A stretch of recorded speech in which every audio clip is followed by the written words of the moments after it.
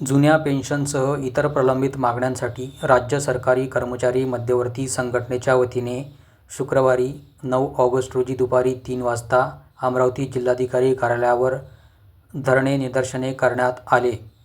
यावेळी जिल्ह्यातील सर्व शासकीय निमशासकीय कार्यालयासमोर धरणे निदर्शन मधल्या सुट्टीमध्ये 2 ते 3च्या दरम्यान करण्यात आल्याचेही यावेळी सांगण्यात आले। जिल्हाधिकारी यांच्यामार्फत शासनाला निवेदनही यावेळी पाठविण्यात आले होते। या धरणे निदर्शन आंदोलनामध्ये संघटनेचे व समितीचे निमंत्रक DS पवार यांच्यासह नामदेव गडलिंग आदी उपस्थित होते।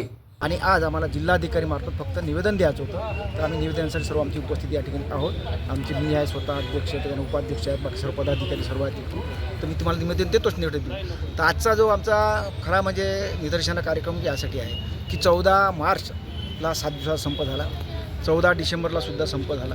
त्यानंतर त्या 14 डिसेंबरच्या संपानंतर माननीय मुख्यमंत्री महोदयाने अधिवेशनामध्ये सांगितलं का जुनी पेन्शन आम्ही तुम्हाला लागू करणार आहे, परंतु जुन्या पेन्शनचे अजूनपर्यंत आदेश निर्गमित झालेले नाहीत। राज्यभरात तीव्र कर्मचाऱ्यांचा असंतोष आहे आणि त्याचप्रमाणे आता आर्थिक अधिवेशनसुद्धा झालं आहे, त्यामध्ये सुद्धा त्यांनी सांगितलं की आम्ही तुमचा हा जो आहे जुन्या पेन्शनबाबतीचा आदेश निर्गमित करतो।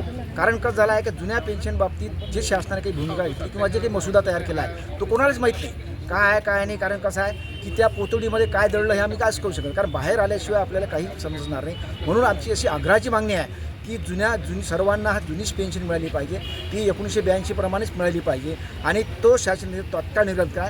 या जुन्या पेन्शनसोबत अधिक आमच्या मागण्या आहेत। कंत्राटी कर्मचाऱ्यांना सेवेत कायम करा, अजूनपर्यंत आदेश निघाले परंतु कुठली प्रक्रिया झाली नाही। रिक्त पदे तात्काळ भरा, बेरोजगारी कमी करा, अनुकंपा तत्त्वावरची भरती करा। त्यानंतर बरेचसे अशा आमच्या अनेक म्हणजे 35 मागण्यांचं आमचं निवेदन आहे। या मी ठळक बातम्या सांगितलं आहे, तर शासनानं याची तात्काळ दखल घ्यावी।